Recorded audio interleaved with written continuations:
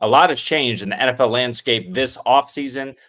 Players moving teams, free agency, the draft. It's been crazy, and OTAs are now done. So, as we move into the offseason here, we're going to take a look at some older faces in some brand new places for the first time, guys who have changed teams. So, stay tuned.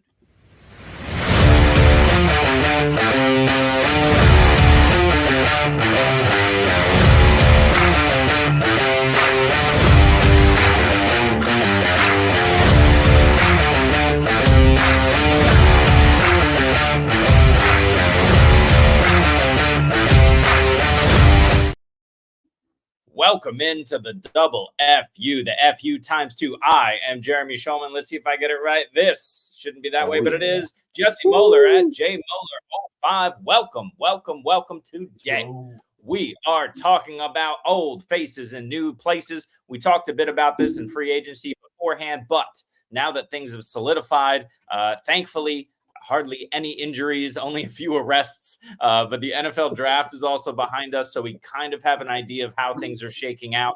So we'll talk about some guys who are finally in a new place for the first time in their career and how that could affect their fantasy impact. But first, Jesse, how's it going? I'm doing good. We were concocting some funky ideas like earlier today. Like, all right, what are we going to hit on? And we're like, you know what? We got to touch on these guys that are in the new position. And ideally, we're going to hit on the guys that are impact. But even guys that are, like wide receiver 3, wide receiver 4, or maybe like running back 2, running back 3. We're going to talk about the guys that are most likely to make an impact for your fantasy team. By the way, tight end, it's looking rough. So it's going to be a short section on tight end. But with running back and wide receiver, there's a lot of fun guys to talk about. So I'm excited to hop in and, do what we do, chop it up on the FFU, baby. Here we go. All right. So let's jump in and let's talk about running backs. Running backs are the most fun position to talk about, at least in terms of free agency this year. We know that the NFL draft class was pretty poor by all standards. We're all a bit hyped on some of these guys right now because it's still rookie fever season. But we're going to talk about some of these tried and true old guys here. So I'm going to throw out a few names. And Jesse, you tell me who you want to talk about first. All right. We've got Saquon Barkley. Now in Philadelphia, moving on from New York. We have Derrick Henry moving on from Tennessee and now in Baltimore. We have Josh Jacobs now in Green Bay, leaving Las Vegas. We have Joe Mixon finally out of Cincinnati and into Houston, and Gus Edwards, who has moved on from Baltimore and who is in Los Angeles. Zach Moss also belongs on this list, but he moved around a few times. So, and we've talked about him plenty in our love for him. But Jesse, of those 5 names, who do you want to talk about first? Let's go talk about the big dog, the guy that has the highest ADP. And when I say big dog, it's normally Derrick Henry, but the guy with the highest ADP among everybody is Saquon Barkley. So I think we should talk about him. And I don't know, Aaron. Yep. By the way, just for those of you paying attention to the show, Aaron dropped a nice little article on the website that you shall check out for those interested in Scott Fishbowl, because we have some ADPs with mock drafts from around like the industry, a fun place to look at. So guys that were fading, guys that are high on lower. Go check it out on our website. It's a really cool article by Aaron. Unfortunately, not here to join us, but it's a cool little piece. Well, and a really good point about this and something to pay attention to is that running back is the position that you want to target early in the Scott Fishbowl. There's a ridiculous amount of points for, I think it's 0.5 per first down for running backs and 0.25 per, per touch or per carry. Right. Yeah, so massive values there for running backs in Scott Fishbowl, especially a bunch of these guys. So, Jesse, let's jump back in and talk about Saquon Barkley. How you feeling about him in Philadelphia? It's interesting is the way I'll phrase it. Like, I'm excited, but I'm also worried about how much workload he's going to see, because he was the everything for the Giants. He's not going to be the everything for the Eagles. That's not how, even with DeAndre Swift or Miles Sanders previously, he's a better version of those guys. But in the roles they had, they never saw what we saw Kyron Williams do with the Rams. Like, that's not how they treat their running backs in the situation. So I'm curious for Saquon, because when we compare him to Henry in a minute, we can talk about him. Like, add in the fact he's likely not going to be getting all of the goal line work, which is what he was getting with New York, because they have Jalen Hurts, who has had 30 rushes inside the 5-yard in the last 2 years. I said that right, 30. So basically, he's averaging 15 attempts the last 2 years, where he's just bowling ball. Like, he's a giant individual, so it makes sense. So I'm really excited. I think the floor is super high. I do wonder how high the ceiling is. So that's my more question for Saquon. Like, I've heard people saying he's top 3 back this year, and I'm like, I don't see that. So Where are you kind of at with Saquon? Are you riding the wave of just enthusiasm or joy, or are you a little bit more of a Debbie Downer with Saquon with the Eagles, considering the workload maybe diminished? No, I love Saquon. I think Sirianni and this group of coaches and even this group of players, they're just heady individuals. I don't think there's really going to be an issue with Jalen Hurts stealing touchdowns. I think I think if anything, Saquon Barkley is going to be stealing kind of some looks in the passing game, especially around the goal line, where they could be more conservative with an either Hurts or Barkley approach. I mean, who are you going to stop in this case? This is like a Lamar Derrick Henry on the goal line, even though Jalen Hurts has a ton of weight on Lamar, right? This is like a Lamar Derrick Henry outside the 20, right? This is inside the 20 with Hurts and Saquon. Who are you going to stop? I think it's just going to be absolute mayhem down there in the trenches. The one issue, and this is what Aaron's bringing up, is there is no Jason Kelce here. He's retired. The perennial all-pro center for the Philadelphia Eagles is now gone. They've moved, I think, their guard to center. His name is failing me right now. If I see it, I'd know it.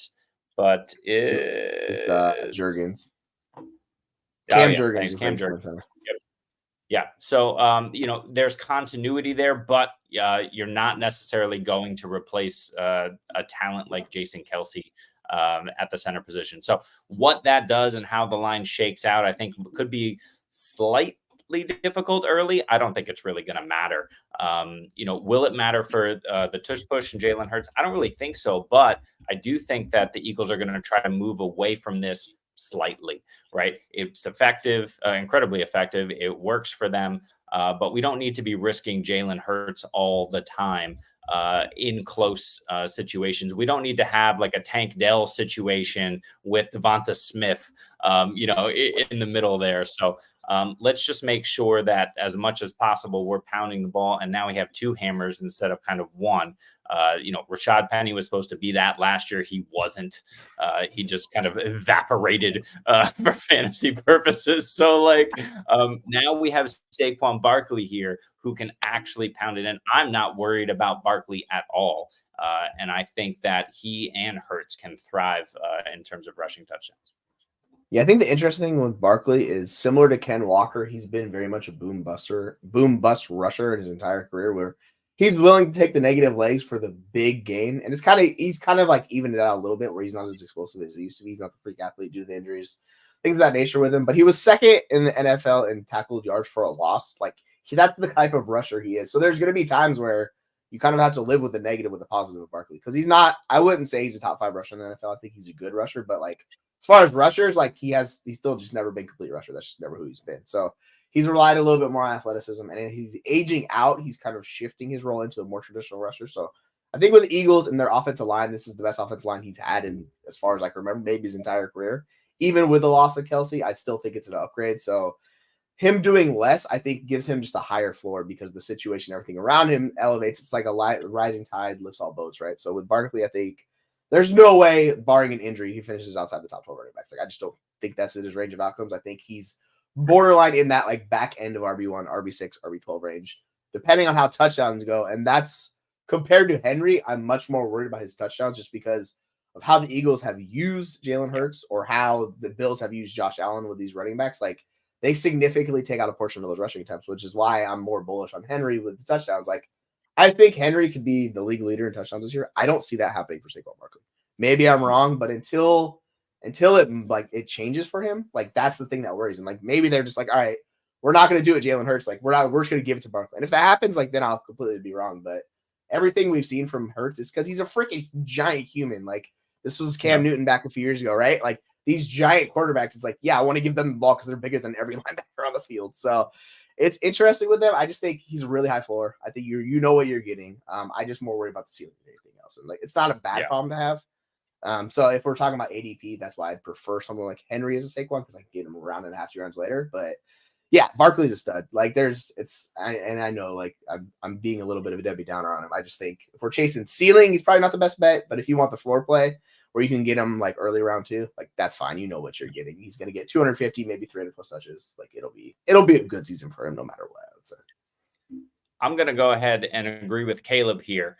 Caleb loves him some Barkley because of two other additional reasons, Jesse. They are Quinyon Mitchell and Cooper DeJean. Philadelphia drastically improved their pass defense this year. You know what that means? They're going to be ahead even more than they were over the last couple of seasons in games, which means they're going to look to pound the rock in the fourth quarter. Is that always going to be Saquon? Maybe not. Maybe they're going to be up so big that they're going to save him down the stretch. But because they'll be able to progressively lock down some of these lesser teams earlier, Barkley could see a ton of run in the second and third quarters, especially with Jalen Hurts running those RPOs. I love those two picks specifically for this offense and this rushing offense. I don't know if I love it for Devonta Smith, but he's an exceptional talent, so he'll be okay for fantasy. We'll see. Saquon Barkley, I think, has top 5 upside this season. And you always talk about playing dynasty in 2 to 3 year windows. I think Barkley is the perfect 2 to 3 year window guy. I think he's got 2 elite seasons probably left in him at his age, given his injury status. And those 2 seasons couldn't come on a better offense. So I love this move. I think we should probably talk about Derrick Henry as well. We love Derrick Henry. And I think some have soured on him just because of his age, but he keeps getting it done, Jesse. Like, this guy is, he's the one. He's Neo, right? He's the exception to the rule. How are we feeling? How are we feeling about Neo here in the Baltimore backfield? And hopefully, knock on wood, finally a healthy season for a Baltimore running back. Yeah, that's the whole one thing. Like, injuries, they bit him in the ass last year. They could bite him again this year. He's old, right? He's pushed like 30-year running back. Like, he's not young. So the whole thing is, if you're going to buy into an outlier, I think Derrick Henry's the perfect outlier you buy into, because he's not your traditional running back. He's always broken the mold as far as it's gone. And this is even back to when he was splitting work in the freaking Matt LaFleur offense. I'm still never going to forgive Matt LaFleur for having him split work with Dion Lewis, where they're basically getting 200 running attempts, splitting it. And I'm like, dude, what are you doing? This is the dumbest thing I've heard. But to his, like, he's always been really efficient in what he's done. And he's really hasn't diminished. The one thing that really crumbled for him the last couple of years is the offensive line.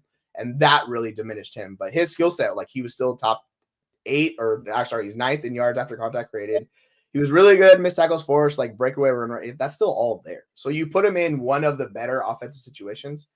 I've been saying this since I've found this out. The Ravens basically are first in yards before contact created for their running backs. So, hello, you get Lamar, you put him together, and then, the whole issues with the touchdowns.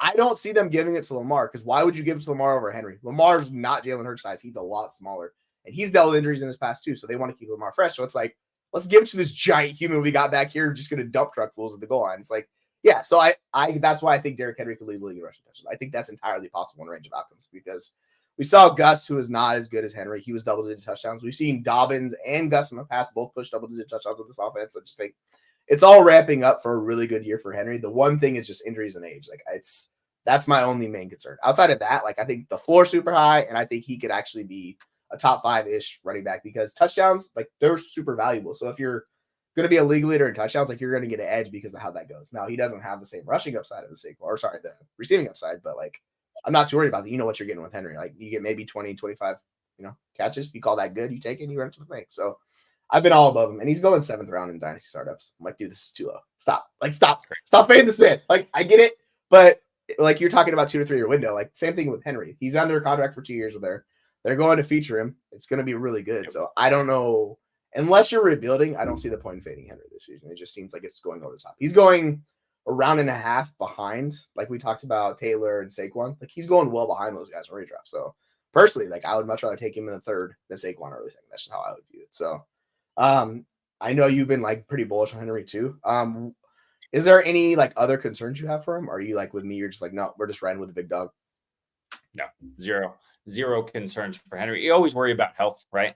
You always worry how that can impact him, but we have a pretty good run blocking line. And this stat that Aaron's thrown out to you, yards per carry in Baltimore has been insane. It's why we loved J.K. Dobbins before the injury. It's why we loved Gus Edwards, despite him just kind of being an average NFL back. It's why we were excited about Keaton Mitchell last season before he completely shattered everything in one of his knees. So, hopefully he comes back. It's why Justice Hill might once again be viable. Crazy, ridiculous yards per carry. But the reason for this is Lamar Jackson, right? Lamar Jackson is the guy who, and Aaron's talking about it here too. This is the thing, right? Yes, sure. They're similar in size, but Lamar has the blazing speed. Jalen Hurts only averaged 3.85 yards per carry last season. He's got a lot of those tush-push 1-2 yard carries in there.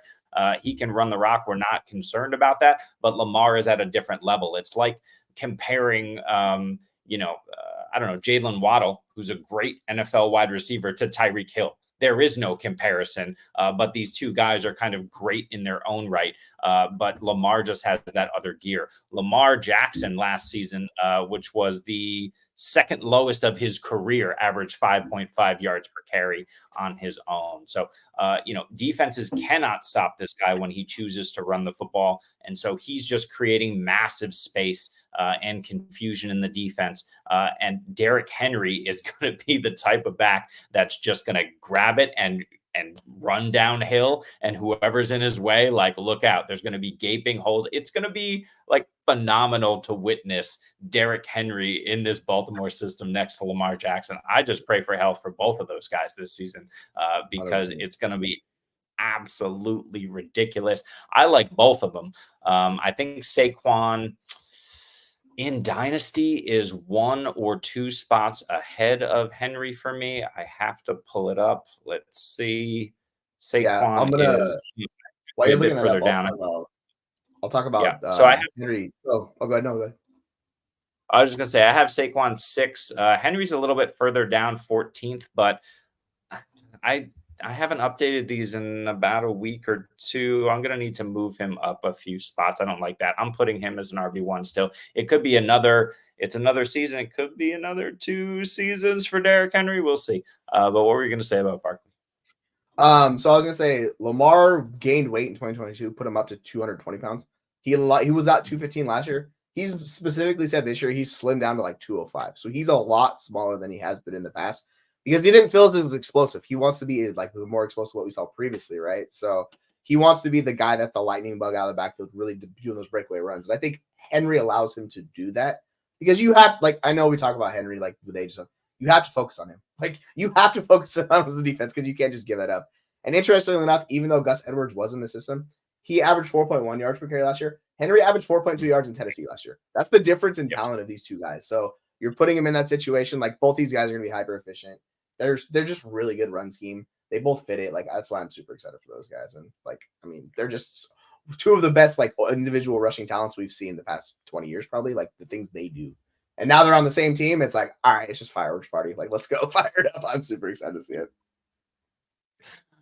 Completely agree. We're going to move on from the running back position. We've talked more about Jacobs, Mixon, and Gus on other episodes. So go over to YouTube and check those out if you're interested, especially in the last week or two. But we're going to move on to old wide receivers in a new place. Again, wide receivers who've moved to a new team for the first time in their careers. Of course, the big name is Keenan Allen, moving from LA all the way to the windy city of Chicago. We have Gabe Davis moving from Buffalo to Jacksonville, so going the other direction in terms of temperature. We have Jerry Jeudy moving from the mile-high city of Denver to Cleveland. We have Diontae Johnson, who we are absolutely in love with, moving from Pittsburgh to Carolina, and Tyler Boyd, who moved from Cincinnati to Tennessee. Jesse, who should we start with here? There are some names who we love and some names who we don't. So who do you want to talk about? Yeah, we can just take Tyler Boyd off the list because I don't give a flying what about Tyler Boyd in Tennessee. Fair. Like, I think it's hard. All right, no Tyler Boyd here today. Sorry, Tyler Boyd. Like, I'm sorry, buddy.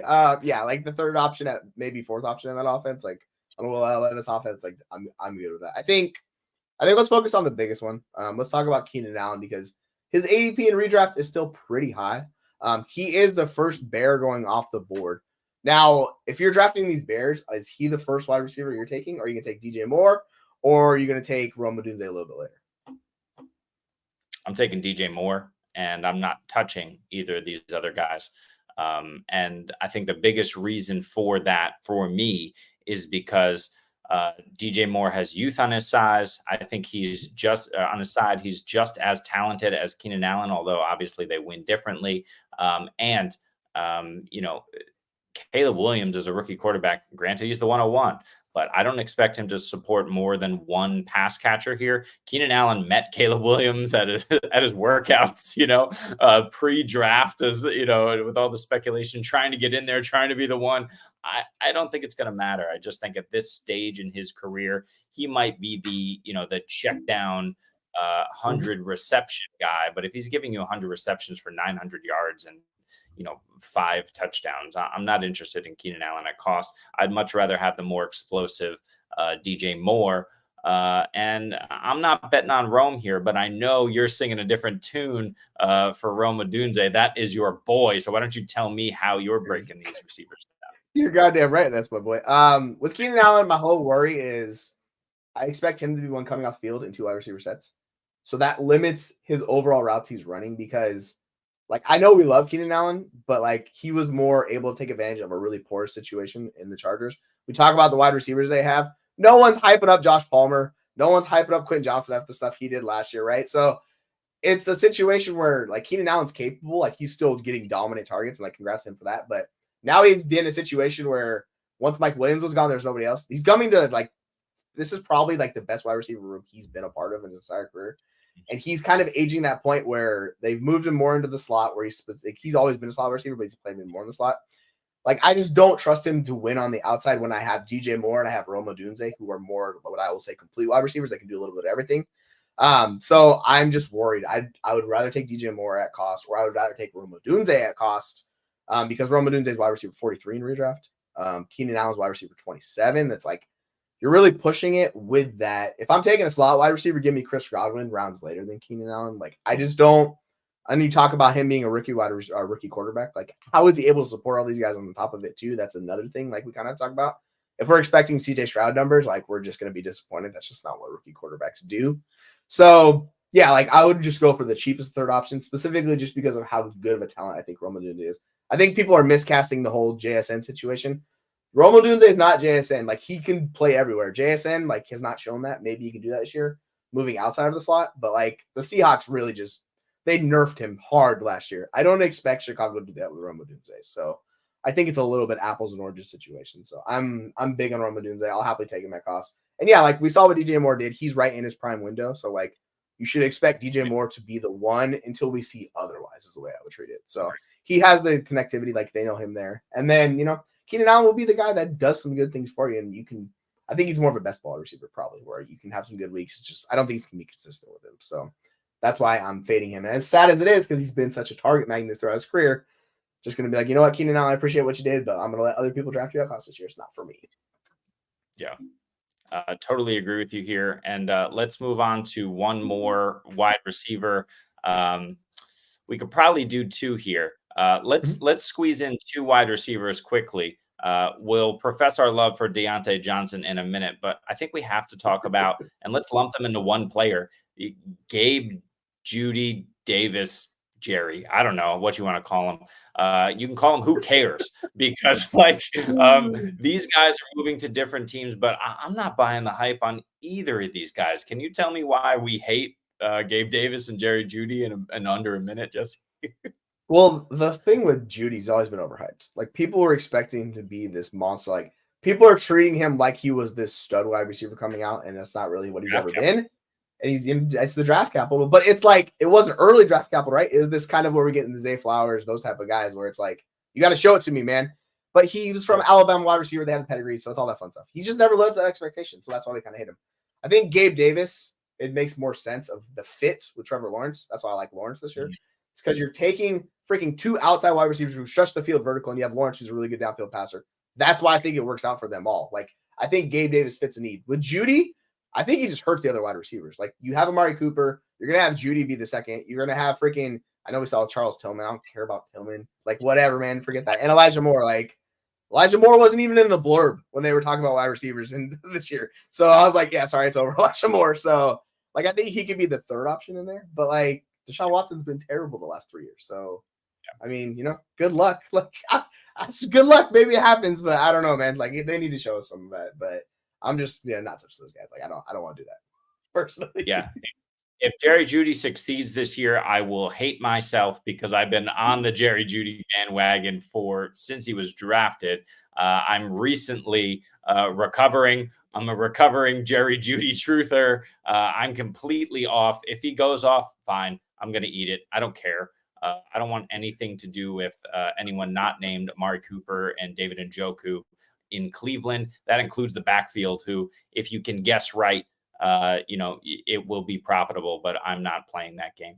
Gabe Davis, they just traded for Gabe Davis, and then they drafted a guy who plays the same role, who's better than Gabe Davis ever hopes to be. And they still have Christian Kirk and Evan Ingram, who are going to soak up targets. Yeah, we'll talk about that in a second. So that's going to really kind of nuke any of their value. We're going to talk about Diontae Johnson, but first we're going to talk quickly about Rhamondre Stevenson, who just inked a 4-year, $36 million extension. Why are we surprised here? There should be no surprise here. Rhamondre Stevenson is good. I don't care about Antonio Gibson. I don't care about how bad this situation is. The situation was bad last year and the last 2 years with Mac Jones, and Stevenson at least treaded water and survived. He even thrived 2 years ago in New England. So I'm not concerned about it. Now you got Brissett / Drake May. You have a competent offense. You don't have a defensive coordinator running your offense. You don't have a reject head coach running your offense. You don't have the, Bill Belichick's dog typing up game plans and stuff. So it's a completely new day here in New England, but Rhamondre Stevenson has some tread on these tires that, it's vastly overestimated his demise, I think, this offseason. People are so out on him. I think he's RB 24, 5, 6 in redraft, and even in dynasty ADP startup right now. Ridiculous. It never should have been there. He should be a top 20 back. I don't know what people are doing, but what are you thinking about this signing with Rhamondre? Yeah, I think it works out really well because we heard them hyping him up a little bit ago, where they were like, we think he's one of the better running backs in the NFL. They clearly back that up. That the way I'm looking at the contract, there's some funny money in that contract, so I don't expect him to see all of that money. But with the $17 million guaranteed, that means it's pushing 2 years out, so it's likely a 2-year deal. So, and if we're talking about running backs, who cares about 3 years from now, because that's impossible to predict anyways. But I was just doing a show earlier this week where I was hyping up Rhamondre because he's going to the 8th round, running back 21 in dynasty. And I was like, dude, he's a buy. He's going with Kamara. He's going with Javonte. He's going with all these older guys, where these guys are being inefficient. We've seen him be good, and my issue with Gibson is Gibson's just not consistent enough to trust. So he's going to spell him, but people are still hyping up Gibson based on what they thought he was. And I'm like, dude, Rhamondre is actually that guy in a good situation, in an improved situation. I would not be shocked to see him be an RB1 this year. Like that, he's going to get volume. The quarterback situation is improving. The talent around him is improving. Last year was just abysmal for everybody. It was just awful. And he had Zeke Elliott kind of punch touchdown, things like that. I think he rebounds positively. He's healthy. He'll show that he's a good back. 2 years ago, he's one of the better backs in the NFL. I think we're getting a lot closer to that when you look at the efficient metrics. The injury had a lot to do with this situation. So get in while you can before this kind of boosts up his value, because he's likely going to rise a round or two in redraft. Same thing with Dynasty ADP. It's probably going to skyrocket. So if you were buying him previously, you made the right call because he was discounted. Then maybe you want to go see if you flip him, right? That's how it is with Dynasty. But overall, I think that's a good win for him and the Patriots. That helps your young quarterback, right? You can help grow and progress with that. So I like that a lot for them. Yeah, or sell him. I have Rhamondre in a few teams. I bought him low. I rode him, and now I'm going to sell him off of this news. And not because I think he's going to be bad, but I think he's just going to be one of these stuck in the middle average backs who is great as a RB2, 3 on your dynasty team.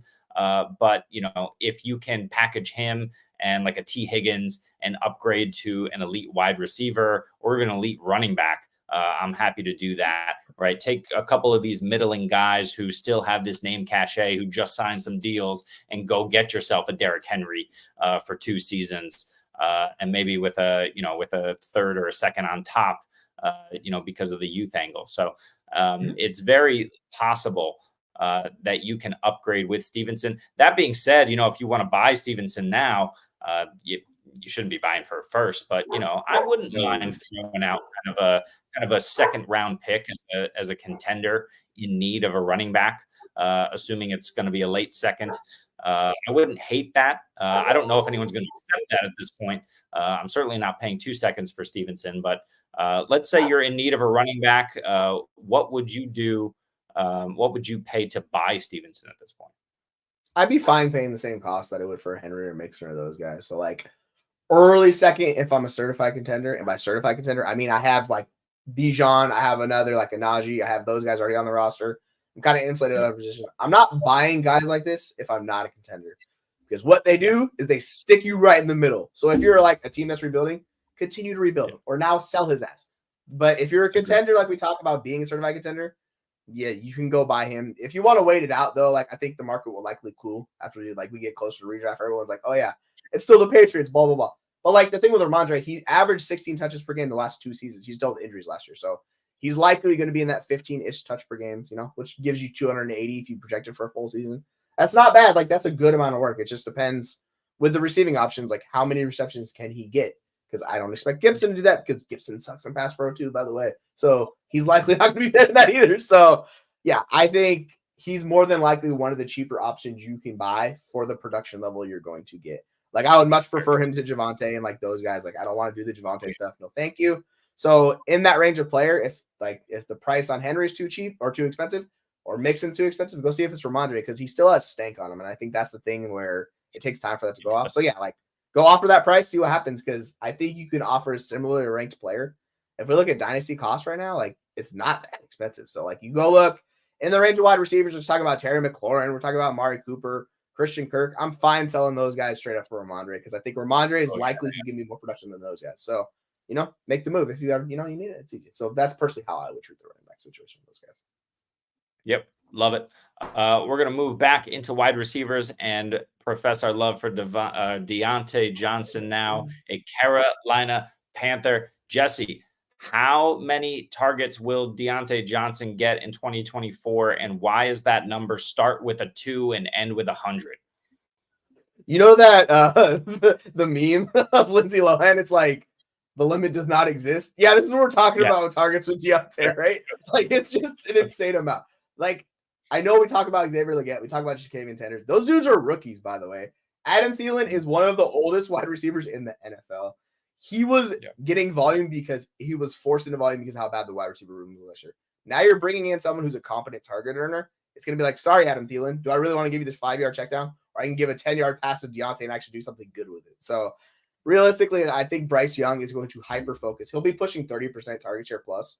In that offense, like we could see 150 targets, no problem. Now, you need Bryce Young to improve, but like I think he's got a high floor and he could be the wide receiver 8 he was 2 years ago in Pittsburgh. Like I could see something like that happening. So yeah, I'm all in Diontae. If he got 200 targets, oh my God, it'd be incredible. Oh, I'd be so excited.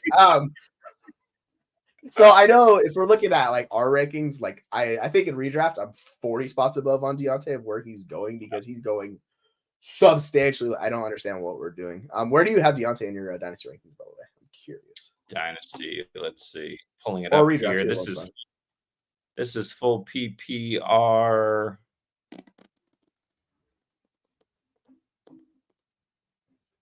I can't find him. I'm digging. He's my wide receiver 24 in dynasty. Right ahead of a few like right with Same, Zay Flowers actually. and those guys.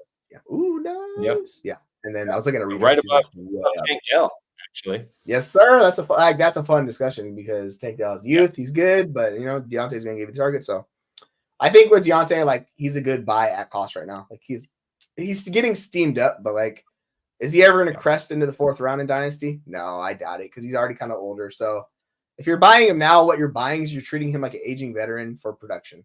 So like the way we look at these guys, it's like just go buy for the production. Don't mess around. because I'm trying to find him in dynasty rankings. I have to look this up a second. Sorry, I'm gonna stall for a second. But I mean, yeah, he's 48. Wide receiver 48 in dynasty. Get the fuck out of here. That's absurd. Like, go buy at that cost. The sleeper projections are pretty ridiculous. It's like 700 yards, 68 receptions. No. Diontae is going to be approaching 1,000 yards. I don't have his numbers in front of me, but he's done it almost every season. Let's just take a look at Carolina's situation last season. 137 targets to Adam Thielen. He caught 100 balls for 1,014 yards and 4 touchdowns. I think that's Diontae Johnson's floor. And I think he's going to have a lot more yardage, a few more touchdowns, and I'd say at least 20 more targets. He's going to be one of the highest targeted receivers in the NFL. But number 2, Jonathan Mingo with 85 targets. That number needs to come down. You can slot Adam Thielen for 85 targets this season. That's fine. Number 3, DJ Chark. I don't even think he's there anymore. Who knows where the hell DJ Chark is? Who cares where DJ Chark is? It doesn't matter. He's not going to work here anymore. That's for sure. Number 4 in targets is Chuba Hubbard with 44. Miles Sanders was 5th, 41. Terrace Marshall, Tommy Tremble. Obviously, this team had a need. They went out and addressed that need. But if you think Xavier Legette is getting 100 targets in year 1, you are sorely mistaken. This guy's more of a project than you think he is, although he's a fun project and he's a hyper athletic project and he could be a monster eventually. But this is not DK Metcalf coming out, right? This is not it's not AJ Brown. This is not a polished wide receiver who only has a few things to tweak to become great. So he's going to take time. Whether we see Mingo or Marshall progress, which I think at this point is probably unlikely, it's the Diontae Johnson show. And it's Johnson and Brooks who that offense is going to run through. No one else is capable of funneling your offense through, is capable enough to funnel your offense through at the NFL level. And, even with kind of the new offense in place and the scheme and everything they're going to do, and they're going to fix Bryce Young and Dave Canales, and we're excited. Who knows what the hell is going to happen here. One thing is for sure, Diontae Johnson will get a crap ton of targets. Yeah, even if you include last year's injury plague season from 2020 through 2023, if we project for 17 games, he's averaged 152 targets, 93 receptions for 1,026 yards and 6 touchdowns. So if you're baking that in as his average median range of projection, maybe you go a little bit lower because there's some injuries, so you say 130. If he hits the ceiling, he could push 160, 170 targets. So if he does that for you, that's how he truly becomes that high-end wide receiver where you're like, dude, I got this guy in this 7th, 8th round redraft league, and he absolutely smashed for me. So I think the median range of outcomes, if we do the median projection, he's still really good wide receiver 2. And then if he hits the ceiling, wide receiver 1. So worst case, he's wide receiver 23. Freaking Thielen last year was wide receiver 17. So I think there's a range of outcomes where he's really good. It's just, you're going to get targets with this guy. Targets are what we count on. It's a really important stat to pay attention to those. And if Dave Canales fixes Bryce Young, you have the number 1 wide receiver attached to Bryce Young, and it's I got myself a stud wide receiver for the next 3 years. That's just I just don't get his cost. It doesn't make sense to me. My brain can't comprehend it. And maybe I'm just a dumb idiot, but I still can't figure it out. No, it doesn't make sense at all. And you have Brian Burns left town. They dealt him. Why not? At least Derek Brown is still in town, but you're replacing him with Jadeveon Clowney, Kaylavon Chason. I mean, they went out and they got what's his name, DJ Wonham. Right. I really like Wonham, but he's not the level of player that Brian Burns was. I mean, just complete game wrecker. This defense didn't get better. Right. They went out and they took drafted some guys in the later rounds. They have a good, highly sought after defensive coordinator here in Evero, who's been getting the hype. But I just don't think this defense has what it takes to kind of put it all together here. And that's going to lead to more opportunities to pass the football. So I really like Bryce Young this season. He's one of those guys that I'll take a bet on in the last round of a redraft league. Him and Will Levis, I'll just take the bet on them because if they hit, it's going to be really interesting. Dynasty leagues, those 2 guys specifically also in startups are highly undervalued right now. You can get them cheap as throw-ins in deals. You could throw out an early 2nd round pick and probably get one of those 2 guys in a dynasty league. Why not? They're a quarterback and super flex, ridiculous value. And if they hit, they're going to hit big. And if they hit big, there's going to be guys who benefit from that, namely Calvin Ridley and and of course Diontae Johnson. I think it's interestingly from them. I'll just say one thing. Like they interior, they like drastically increased the interior of both sides of the line, offense and defensive. The one thing for them in the back end is they still have JC Horn. If he's healthy, like he's a shutdown corner. But yeah, outside of that, they're gonna have to score. And if you're gonna have to score, like we want the guy that the wide receiver won on that offense. So yeah, 100% with you. Like just go buy Diontae, folks. Let's make it simple. Yep, totally agree. Moving on, we're going to run through the rest of this pretty quickly because it gets ugly after this. Those were the fun conversations. Now we have tight end, guys who moved to different teams. Zack Ertz wasn't for the first time. Hayden Hurst wasn't for the first time. Colby Parkinson was for the first time. I think, who cares, Jesse? Do you care? Who do you care about? Anybody? I mean, yes. Yeah, it's a Chargers tight end. I'll give you that. Like you could go, I guess Parham's still there. I don't know, man. Like it's not pretty. The nice thing is Justin Herbert's the quarterback, but good Lord, there's a lot of freaking tight ends and I know I'm realizing talking about the Chargers when we're supposed to talk about the Rams, but like both of those tight ends, like we're talking about with Disley and Parkinson, they both win different situations. I don't know. Good luck, man. Just throw a dart on one of those to back end tight ends because we've seen Stafford and we've seen Herbert particularly support those tight ends. So if you want to take a dart on them, sure. I just wouldn't expect much from them because they're not great. So you need touchdowns. You need touchdowns. Well, but that's Hurst, right? So you got Hurst, Parm, and Disley over there in LA. Who do you like of those three? I mean, you're making me pick one of these guys. I guess Hurst has been the targeter, but I'll take Parm because he's the big dude. I just expect Disley to block because he had a severe leg injury a few years ago. That's trying to change the trajectory of his career where he hasn't really been able to earn targets. So, I don't think it's going to be him, unfortunately. So, I'll go with Hurst or God, I guess. I can't believe I just said that. But that's where we're at with their tight end situation this year. Let's talk about Zack Ertz for a second. Zack Ertz can still do it if he can be healthy. We're huge Ben Sinnott guys from pre-draft. If you were with us back in February, Ben Sinnott was all we were talking about for a good 2 months leading up to the draft.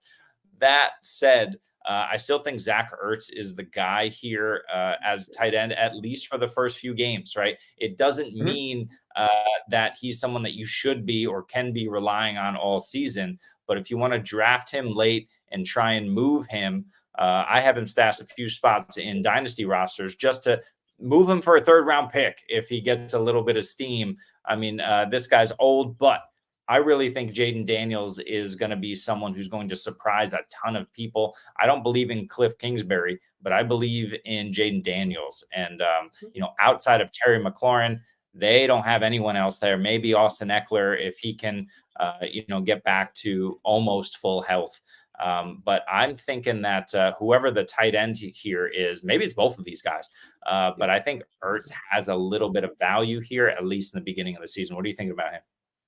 Yeah, I think Sinnott's a good young tight end, but we saw this with McBride. We've seen this actually in Philadelphia with Zack Ertz too, and Dallas Goedert. Like he's good enough to block them and kind of show them away because tight end's the hardest position in the NFL to learn outside of quarterback because you're learning not just the offensive like running, you got to do the blocking on top of it too, and all the scheme and all of that stuff. So it takes them some time. And with Ertz, we saw this even last year, like before they were like, all right, screw it. Let's just go with Trey McBride. That Ertz was doing his thing, and I think it's going to be a similar situation. So if you want to attack this tight end room in a redraft, just draft both of them. Like I think that's how you're likely to have to. You take two late shots, Ertz early, and then whenever Sinnott gets going and earns that role, then you can kind of move into Sinnott. But yeah, like if you want to, flip Ertz early, go for it. I think with Jaden Daniels, like he's going to need someone that's comfortable for him because outside of Terry McLaurin, like I don't know. You trust in Luke McCaffrey? I don't trust Jahan Dotson. Like he was abysmal last year as far as like you look at data and stuff like that. So maybe it happens for him. But yeah, like I'm fine taking the shots because if you like Jaden Daniels, you should like his pass catching weapons. So yeah, target both those guys if you want in redraft. Like it's fine. And then in Dynasty, give Ben Sinnott now and just ride it out because it will get better over time. Oh, 100%. I don't want to talk about these tight ends anymore. So let's move to the quarterbacks. There's only two real guys to talk about, but the first one, the main one, is Kirk Cousins. Let's have a quick discussion about Kirk Cousins. How do we feel about Kirk in Atlanta coming off of the Achilles injury?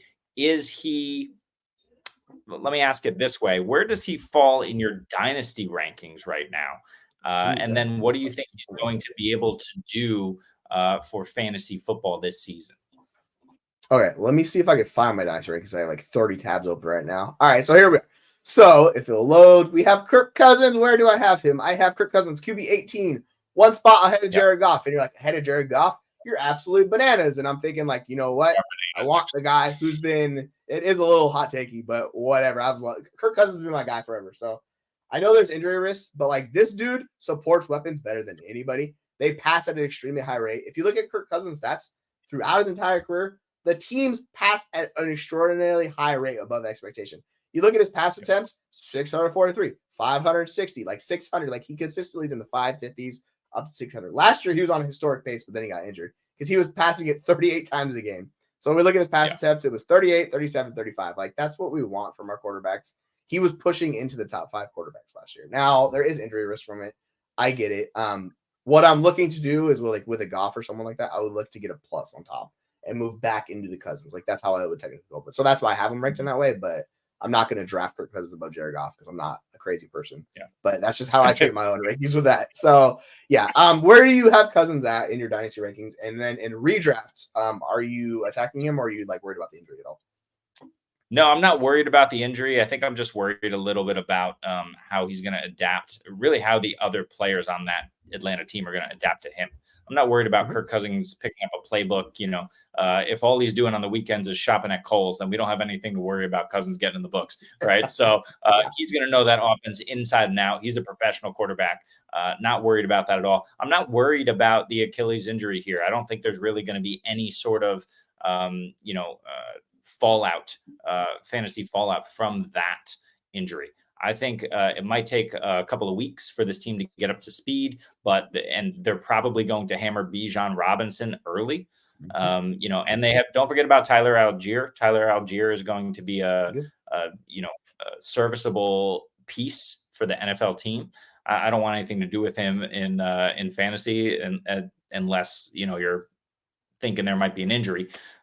He's one of those late round stashes maybe, but Drake London, Kyle Pitts, Darnell Mooney, once this offense gets cooking, I mean, Kirk Cousins is going to have the weapons around him. And there's other guys in Mooney, in Rondale Moore, who, assuming they're utilized properly, can be good enough to take coverage away from Drake London and Kyle Pitts so that they're not doubled all the time and they can get open. Those are the two guys I want for fantasy, obviously Bijan. But I think Kirk Cousins is going to be a good QB2. I only have him as quarterback 19 right now in redraft, QB 20 in dynasty. So I'm not ultra high on him, but for me, it's not injury. It's just age and the fact that he's completely immobile now. If you thought Kirk Cousins was immobile before the Achilles injury, just wait till you see Kirk Cousins now. Thankfully, the Atlanta offensive line is good. Oh, wait a minute. We'll see what happens to Kirk Cousins on that Atlanta offensive line. But interesting that they traded for Rondale Moore, and they have Darnell Mooney. Those guys can operate close to the line. We know Moore's ridiculous stat. What was it, like negative yards per target or something at 1.2 years, 3 years under Kings. It's his usage is wild. So they operate close to the line of scrimmage, which is the point. Early on, Kirk Cousins is going to be, he wants to feel safer. He wants to make sure he doesn't get absolutely destroyed against the likes of some of the crazier pass rushes in the league. So, he's going to be looking to get that ball out quick. Later on, when he feels comfortable, I think that's when you're going to see those normal Kirk Cousins games. But for me, it's not great for fantasy, but I still love him for supporting the weapons there. Yeah, I think that's what he does. He does it better than anybody. He's had one of the few quarterbacks that supported multiple wide receiver ones in a season multiple times.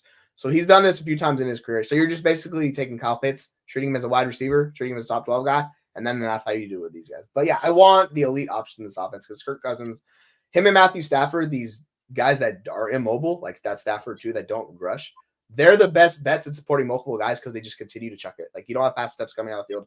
and they're hyper accurate. Like they do all of that stuff. So this is why we're big on Drake London. This is why we're big on Kyle Pitts. And then Bijan Robinson, I mean, he's one of the best running backs in the NFL. Like I want one of the best running backs in the NFL attached to their Kirk Cousins offense because like magic can happen with that offense, and particularly with the Falcons defense. Like I don't think they're that good. So I think they have a ways to go. So this offense could be pushing 25, 30 points a game. And if you're giving me the running back one in that offense, like fire me up, baby. Like Bijan has the RB1 potential. I don't think he's going to beat CMC, but like he's in the discussion of like that second tier of guys where it's like, if it's not CMC, who's it going to be? I think you throw Bijan's hat in the ring because he offers everything you could possibly want. It's just, he just needs the workload. If he gets it, it's like, it's wheels up, baby. So I'm excited for all the weapons with Kirk Cousins because that's what Kirk Cousins does, man. It's like, that's why we want these guys. I can't name another team, maybe you can, but off the top of my head, I can't think of one who has the potential, and they won't all get it at the same time, but has the potential RB1, tight end 1, and wide receiver 1.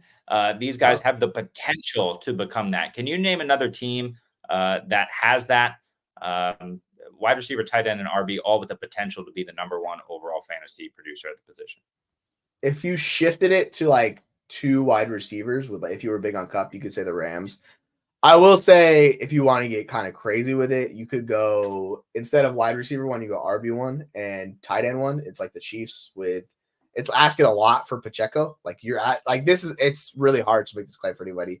But I mean, like you get the Jets, you get 2 of those guys. It's really hard to find all 3, right? So that's the whole thing. It's just like it's super rare. Yeah. So, no. A long-winded way of saying no, yes.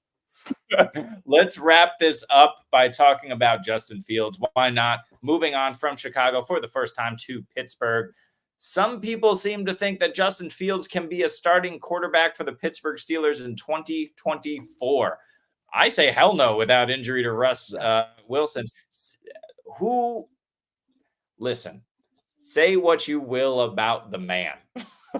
Yeah. Russell Wilson is still miles ahead of Justin Fields as an NFL quarterback, and he's not running around and he's not crazy and flashy like Fields is. And I'm a Justin Fields fan for not only reality but for fantasy. I really wanted my Patriots to draft him years ago. Now we got the mayonnaise version and Drake May. But what are you thinking about Pittsburgh here? How does that quarterback room shake out? Does Justin Fields get a chance this season, or does he ever get a chance again and to be a starting NFL quarterback? All right, so Fields like pisses me off as far as it goes because he was my QB1 coming out ahead of Lawrence and all those guys. Like I had Fields QB1. The issue with Fields has been his processing. He's always been a slow processor. Has not improved. So what are we coming out this week in Pittsburgh? Fields is struggling to process, and he's slow with his reads and passes. What that does is that just kills an offense because you're not sustaining drives. Like I get it if the rushing is there. The whole issue where people are like, oh, it's Anthony Richardson. Nah, dude, Anthony Richardson can actually process on time. That's the whole difference with Fields and him. So, like, I get it. It's just, and like, unless this improves, and it's year 4. So, like, how are we going to improve it in year 4, right? We should have seen improvements in it, but like, he's too late. He skips reads. He'll take off. Like, it's really a lot of no-nos when you get that quarterback play. That's Justin Fields. And he's, with the whole situation in Chicago, it made him hyper reliant on his rushing, which, by the way, he didn't really rush in college. Like, that's not what he did, right? You put him and you go from Ohio State to all those fancy, like, awesome wide receivers. Then you put him in Chicago with just a disaster of wide receiver room, disaster of offensive scheme. And this is how you ruin a player's career. So I think Fields basically is just like, if you can get out and sell him for Will Levis, I'm doing that immediately. I'll take the shot at Will Levis. Like, it sucks. I hate that I'm at this place with Fields, but I don't know. I'm just not interested, man. It's just unfortunate. Like, the only way it does work out is if Pittsburgh sucks and they're really bad and they try to tank and they bench Russ, they don't want to pay the rest of the contract, and then they play Fields, and then you're getting fantasy points, but like he's gonna kill that offense. Like the guys around him, like you're not gonna be able to support anybody. So that's the whole thing. So yeah, another long-winded way of saying just no on Joseph Fields. No, thank you. Yeah. If you have high hopes for George Pickens, it's not going to happen with Justin Fields. The only person it's going to happen with is Russell Wilson. So, yeah, 100%. And, look, we got Arthur Smith back there. We saw what happened with a mobile quarterback with Arthur Smith last season. It was absolute trash. Justin Fields is a better talent than Desmond Ridder, but come on, we don't want to see that play out again here. We have a good defense in Pittsburgh. We have a great head coach who knows how to scheme them up. We have a serviceable quarterback room now in Pittsburgh. This can be a playoff contending team, but they can only be that by running the football and working off of play action with Russell Wilson, who also throws a great deep ball, who made Cortland Sutton fantasy viable last season. And now he's got a talent in George Pickens, and Pat Freiermuth can work well underneath. If they can find a third guy, someone like Diontae Johnson, if they can find a third guy in Pittsburgh, someone like Diontae Johnson moved, this could actually be a good offense. But I don't know what they're going to do, but I don't know what people are doing, thinking that Justin Fields has much of a future. I agree with you. He's a stash on a couple of my teams. I would not mind getting out from under him right now. Yeah. I'm going to hold him because you can't drop him. This is a situation where it's like Trey Lance, right? You were kind of holding, waiting, holding out hope. And then, the team that drafted him just said they were done with him, shipped him off, and his value tanked, and you're left holding the bag on Lance. He's droppable now, right? Justin Fields is the same. The only difference is he's already been jettisoned by his previous team, and he's still held value because he put up a few 50-point fantasy games running all over the field. So if you can sell somebody on the idea that Justin Fields is starting this season, go out and get yourself a first. Highway robbery, try and get a first and move Fields and a second. Maybe it's possible if somebody still believes. You never know what can happen in your leagues and who is crazy enough to do it. But I think that's going to end this show for today. The old faces are in new places. We'll see if they stick around. We'll see if they have fantasy relevance this season. Some of them, yes, some of them, no. But anyway, we are the Fantasy Football Universe. Check us out on fantasyfootballuniverse.com. We are on X, of course. So with these taglines here, I get it. I'm just going to point down. That's all right. Yeah, looking like an idiot. We're on YouTube. We're on TikTok. We're on Instagram. We are everywhere that you want to be for fantasy advice and insight. We got rookie profiles. We got draft stuff. We got Scott Fishbowl advice. Anything and everything happening. Also, every Sunday from here until the start of the season, we have giveaways. We have this weekend coming up, we have a Rainbow Bowl giveaway spot. We have a Warrior Bowl giveaway spot. I think maybe 2 spots coming up in the next couple of weeks here. So stay tuned to all of our channels. Check all of our stuff out. We are posting content daily. So for this guy, his name is Jesse. For me, my name is Jeremy. We will see you next time. And, as I look for the outro here, I just want to tell you that, have a great day.